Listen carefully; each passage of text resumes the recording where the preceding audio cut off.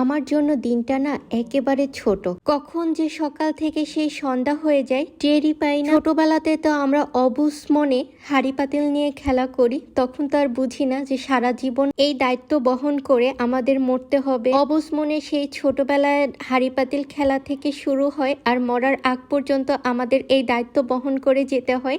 তো আমার সকাল থেকে সন্ধ্যা পর্যন্ত যেভাবে কেটেছে ওইটা নিয়ে থাকছে আজকের ভিডিওটা, চলো শেয়ার করি। হ্যালো, গুড মর্নিং, আসসালামু আলাইকুম। কেমন আছো সবাই? আশা করছি যে যেখানে আছো ভালো আছো, সুস্থ আছো। আমি আজরাস ড্রিম থেকে আজরা বলছি। আমার সকালটা শুরু হয় 5:30 থেকে। সেই 5:30 উঠে নামাজ আদায় করে তারপর আমার রান্নাঘরে ঢুকতে হয়। গতকাল রাতের বেলাতেই আমি সকালবেলার জন্য সব কিছু রেডি করে রেখে দিয়েছি। শুধুমাত্র টিফিনটা রেডি করেছি সকালে। বাচ্চাদের জন্য টিফিন রেডি করলে আবার আমাদের জন্য নাস্তা রেডি করলে আমার অনেক বেশি চাপ হয়ে যায়। তো কাল রাতে কিন্তু আমি ছোলার ডাল রান্না করে রেখেছিলাম আর সাথে ছিল রুটি। আর আজকে সকালে শুধুমাত্র বাচ্চাদের জন্য একটু নুডলস বানিয়ে নিয়েছি। এখন নুডলসটা আর ওদের পানিটা আমি প্যাক করে নিয়ে নিচ্ছি। আমি রেডি হয়ে নিয়েছি আর ওদেরকে কিন্তু ওর বাবাই রেডি করে দিয়ে দিয়েছে আর আমরা বেরিয়ে পড়লাম। কেয়ারফুল আরন, কেয়ারফুল আনানা। প্রতিদিন সকালবেলা না দুইটার মুড একসাথে ভালো হয় না, আর একসাথেও খারাপ হয় না। একটার মুড ভালো থাকবে আর একটার মুড খারাপ থাকবে, আর একটার মুড ভালো হবে আবার আর একটার মুড খারাপ হবে। দুইটা আমার ব্যালেন্স করেই চলে, একসাথে জ্বালায় না। যাই হোক, স্কুলে তো আমি 2 ঘন্টা সময় কাটিয়েছি। 2 ঘন্টা না, 2 ঘন্টা থেকে বেশিও যায়। সেই 7:30টায় বের হয়েছি আর এখন বাসায় এসেছি 10:15 বাজে। তো আসার পথে কিছু শাকসবজি নিয়ে এসেছিলাম আর এসেই নিজের জন্য নাস্তাটা রেডি করে নিচ্ছি। আজকে যেহেতু ওদেরকে একটু ভারী টিফিন দিয়েছিলাম নুডলস, তো ওইটা খেয়ে তো ওদের পেটটা ফুলফিল হওয়ার কথা, কিন্তু এভরিডে আমার টিফিন বক্সটা খালি আসে না। আমি যেদিন টিফিন বক্সটা খালি দেখি ওই দিন নিজেকে অনেক বেশি লাকি মনে হয়। তো আজকে নুডলস দিয়েছি কিন্তু খালি করতে পারিনি, তবে একটুখানি ছিল, তো ওইটা আবার পরে আমি খাইয়ে দিয়েছিলাম। আর একদিকে আমি রুটিগুলো সেকে নিচ্ছি আর একদিকে তো চা বসিয়ে দিয়েছিলাম। আর আজকে তো ডাল রান্না করেছি, এজন্য ঝটপট না হয়ে গিয়েছে নাস্তাটা একদম। আর চুলার পাশে দাঁড়িয়ে দাঁড়িয়ে নাস্তাটা কমপ্লিট করছি।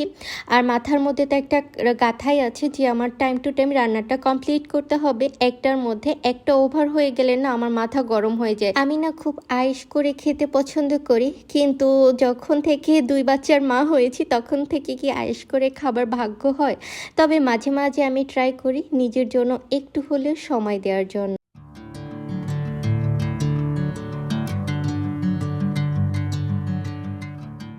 নাস্তা করে টুকটাক হাতের কাজগুলো গুছিয়ে নিচ্ছি। বাচ্চাদের ড্রেস 2টা আমি একটু বাতাসে শুকাতে দিয়েছি।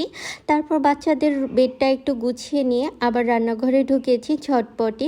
আজকে লাল শাক আর কলমি শাক এনেছি, এটাকে আজকে ভাজি করব। আর একটু শসা, টমেটো, কাঁচামরিচ এনেছিলাম, এটাকে একটু গুছিয়ে নিচ্ছি। আমার রান্না করতে আসলে অতটা বেশি সময় লাগে না, আগ থেকে যে আমি একটু গুছিয়ে রাখি তাই।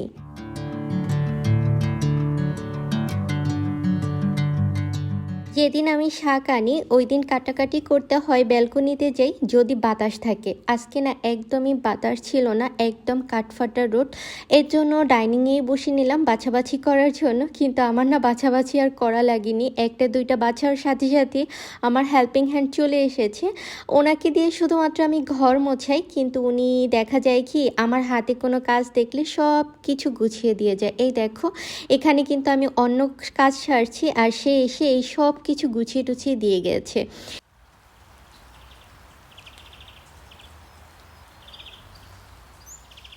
আমার পাখিরা তো শাক খেতে ভীষণ পছন্দ করে। আমরা একা একাই খাবো, তো ভাবলাম ওদেরকে একটু দিয়ে খাই। তো ওদেরকে দিয়ে এসে আমি শাকগুলো ধুয়ে নিচ্ছি। হ্যাঁ, এর আগে কিন্তু আমি ভাত রান্না করে নিয়েছিলাম। আমার ভাত হতে তেমন একটা সময় লাগে না, ভাতে যখন বলক উঠে যায় তখনই ভাতটা সিদ্ধ হয়ে যায়। তো ভাতটা আগে রান্না করে রেখে দিই। আর ভাত আর ডাল এই 2টা আমি কিন্তু যেদিন রান্না করা লাগে ওই দিন একটু তাড়াতাড়ি রান্না করি। তারপরেই তো সব কিছু গুছিয়ে গাছিয়ে নিয়েছি। আমি কিন্তু এভাবে গুছিয়ে গেছে, রান্না করতে ভীষণ পছন্দ করি, তাহলে মনে হয় কি রান্নাটা একটু তাড়াতাড়ি হয়। আর আজকে যেহেতু আমার হেল্পিং হ্যান্ড আমাকে কাটাকুটিতে একটু হেল্প করেছে, তো এজন্য একটু সময় আমার বেঁচে ছিল। আর এই দেখো আমি এভাবে কিন্তু রসুনটা কুচিয়ে রেখে দেই। শাকভাজি ডাল রান্নাতে অনেক সহজ হয়, তখন আর কাটাকাটি করতে যাওয়া লাগে না। আর পেঁয়াজটা তো অলওয়েজ রাখাই হয়। আজ মিষ্টি কুমড়া ভাজি করব, রুই মাছ ভুনা করব, সাথে হচ্ছে গতকাল আমি ডাল রান্না করেছি সেটাও আছে। আর হচ্ছে ওই যে শাক ভাজি করব, লাল শাক আর কলমি শাক মিক্স করে। মিষ্টি কুমড়া ভাজিটাতে আমি পেঁয়াজ একটু বেশি পরিমাণে দেই।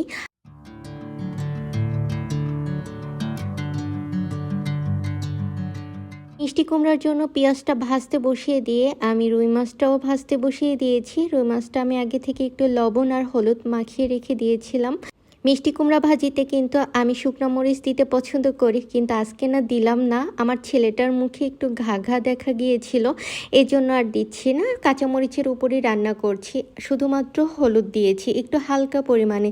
যেহেতু মিষ্টি কুমড়াটা এটা অরেঞ্জিশ একটা ভাব আছে, এটা নিজস্বই একটা রং আছে, এজন্য না আমি হালকা একটু হলুদ ইউজ করেছি, বেশি পরিমাণে দেইনি। সব মশলাগুলো একসাথে একটু কষিয়ে নিয়ে তার মধ্যে আমি মিষ্টি কুমড়াগুলো দিয়ে দিয়েছি, আর সাথে তো কাঁচামরিচ দিয়েছি। আর এটাকে হালকা একটু কষিয়ে নিয়ে একদম চুলা লো আঁচে রেখে ঢাকনা দিয়ে রেখে দিয়েছি সিদ্ধ হওয়া পর্যন্ত।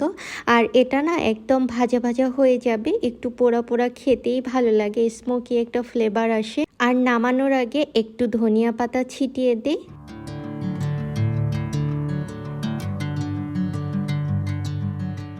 মিষ্টি কুমড়া ভাজিটা কিন্তু আমার হয়ে গিয়েছে। এটাকে নামাতে নামাতে কিন্তু আমি শাক ভাজিটা তুলে দিয়েছি। পরিমাণ মতো পেঁয়াজ, রসুন, লবণ আর কাঁচামরিচ দিয়ে দিয়েছি। এখন শাকটা সিদ্ধ হতে থাক, পরে একটু পেঁয়াজ আর রসুন আমি ফোড়ন দিয়ে নিব। আর শাক ভাজিতে না আমি পেঁয়াজ রসুনটা একটু বেশি খাই, তেলটাও বেশি খাই। আমার মতে শাক আর ডাল এই দুইটা একটু তেল পেঁয়াজ রসুন বেশিই লাগে। সব কিছু গোছানো থাকলে না একটার পর একটা বসিয়ে দেওয়া যায়, তাহলে 1 ঘন্টার মধ্যে রান্নাটা কমপ্লিট করে রান্নাঘর বেরিয়ে যাওয়া যায়। আমি না হয়েছি ফাঁকিবাজি এই জন্য বললাম, আগে থেকে আমি যত কিছু পারি রেডি করে রাখি, জাস্ট রান্নাঘরে ঢুকবো, একটু হাতা খুন্তি নেড়ে রান্নাটা কমপ্লিট করে যত তাড়াতাড়ি বের হওয়া যায় আমি ততটাই ট্রাই করি।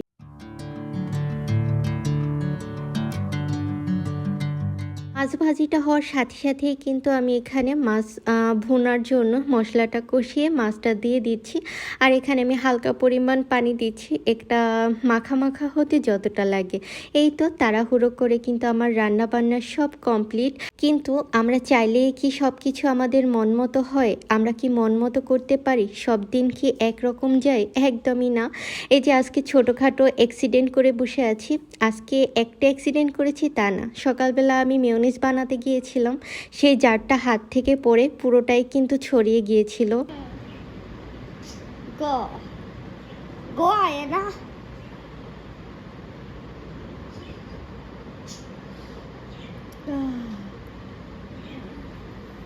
হাত ব্যথা।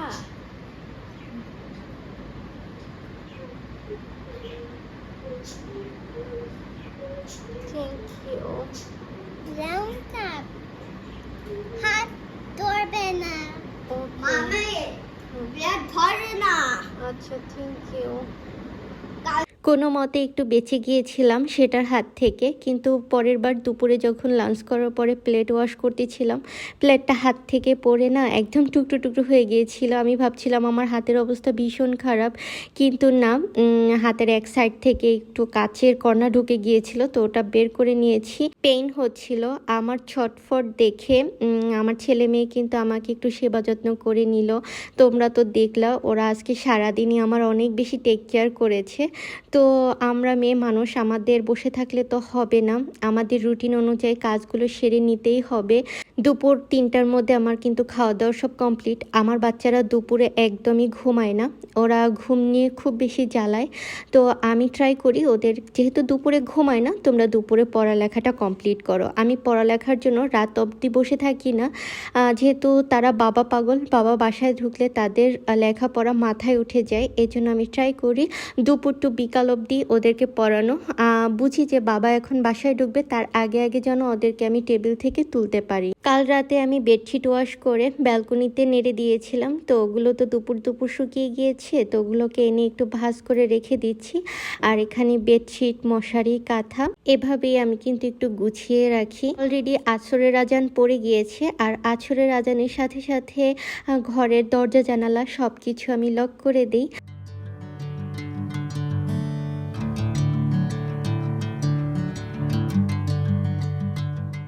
দরজা জ্বালানো সব লাগানোর পরে দেখলাম আজকে না সারাদিন কাঠপাতার রোদ গিয়েছে, তো গাছের গোড়া একদম শুকিয়ে গিয়েছে। আর গাছের পানি দেওয়ার দায়িত্বটা অ্যারনের পাপাই নিয়ে থাকে, আমি এই দায়িত্বটা নেই না। তো আজকে দেখলাম গাছের অবস্থা খুব বেশি নাজুক হয়ে গিয়েছে, সে কখন বাসায় ঢুকে না ঢুকে। তো আমি গাছে একটু পানি দিয়ে দেই, যেহেতু হাতে খানিকটা সময়ও আছে।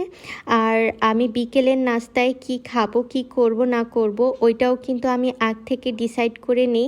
যেমন ধরো আমি পুরো সপ্তাহের একটা চার্ট করে নিই, সকালবেলা কি নাস্তা হবে বা বাচ্চাদের কি টিফিন দিব, দুপুরে কি রান্না হবে, আর বিকেলে কি নাস্তা বানাবো। মোটামুটি বিকেল থাকতেই রান্নাঘরে ঢুকে পড়েছি। আজকে আমি পরোটার ডো দুপুরবেলায় করে রেখেছিলাম, রান্নার শেষ পর্যায়ে। আর আমি যেদিন পরোটা বানাই, মানে কালকে সকালের পরোটা তো আজকে বিকেলে বানিয়ে রাখি, তো যেদিন পরোটার ডোটা করি ওই দিন কিন্তু বিকেলের নাস্তায় আমি পুরি বানাই ওই একই ডো দিয়ে। ওই যে বললাম না আমি একটা ফাঁকিবাজি মেয়ে, যত তাড়াতাড়ি আর যত শর্টকাট আছে সব কিছু আমার কাছে পাবা।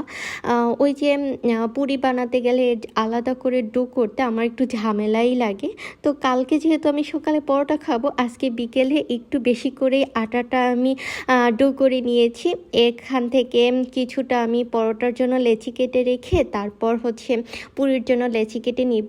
আর আমরা যেহেতু 4 জন মানুষ, 8টা পুরি বানাবো, ওই অনুযায়ী কিন্তু আমি ডোটা করেছি। আর গুনে গুনে কিন্তু আমি 6টা পরোটা বানাবো, কিন্তু 6টা থেকে 7টা হয়ে গিয়েছে।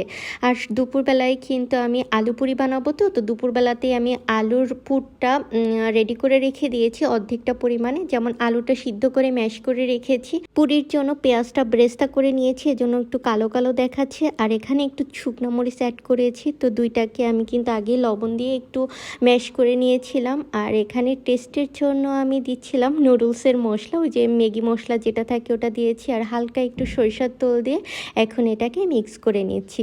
পুরির যে ফিলিংটা কিন্তু রেডি হয়ে গিয়েছে।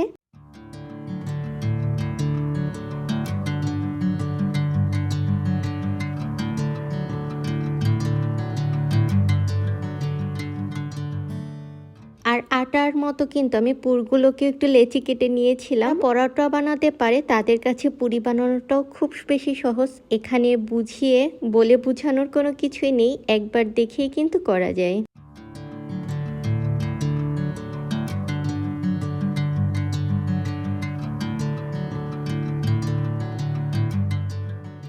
একবারে তো আমি রান্নাঘরে ঢুকি না, আমি কিন্তু কয়েকবার মিলে রান্নার সব কাজগুলো গুছিয়ে রাখি।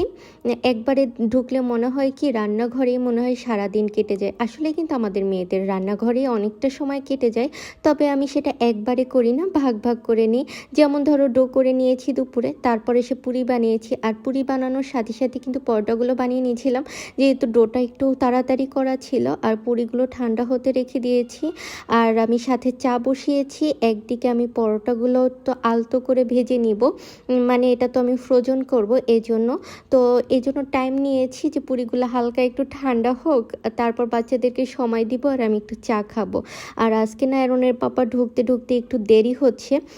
দেরি হলে বাচ্চারা পাগলের মতো করে, জানো, কখন বাবা আসবে। আর আমি যখন পুরিগুলো ভাজতে গিয়েছিলাম তখন আমার একটা আঙুল একদম তেলের মধ্যে ডুবে গিয়েছিল, তো সেটার পেছনে কতক্ষণ সময় দিয়েছি, ফ্রিজের মধ্যে ঢুকিয়ে রেখেছিলাম একটা হাত।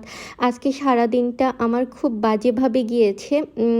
আমি যখন রাতে শুতে গিয়েছি তো আমি ভাবতেছিলাম যে আজকে আমার সাথে কি হচ্ছে, একটার পর একটা খুব বেশি মনটা খারাপ লাগছিল। আমার ভিডিওটা গতকালকে আপলোড করার কথা ছিল, কিন্তু গতকাল আমার মনটা ভারী হয়েছিল, এজন্য আর আপলোড করিনি। আজকে আপলোড করতে হলো এডিট করার জন্য।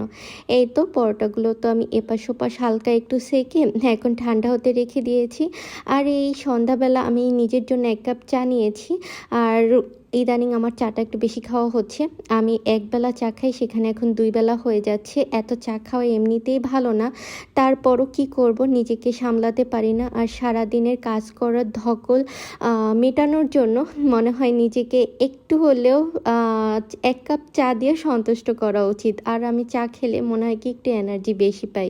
আর চায়ের সাথে পুরির কম্বিনেশন, পরোটার সাথে পুরির কম্বিনেশন আমার বেশ পছন্দ। সেই সাথে চায়ের সাথে যদি সিঙ্গারা হয় আর সাথে যদি বৃষ্টি হয়, তাহলে তো একদম জমে ক্ষীর হয়ে যায়। আর চায়ের কাপটা নিয়ে এখন আমি বসে বসে এটাকে এনজয় করব আর তোমাদের কাছ থেকে বিদায় নিব। সকাল থেকে সন্ধ্যা পর্যন্ত কিন্তু আমার একই নিয়মেই কাটি, তবে 19-20 কোনো দিন দেখা যায়।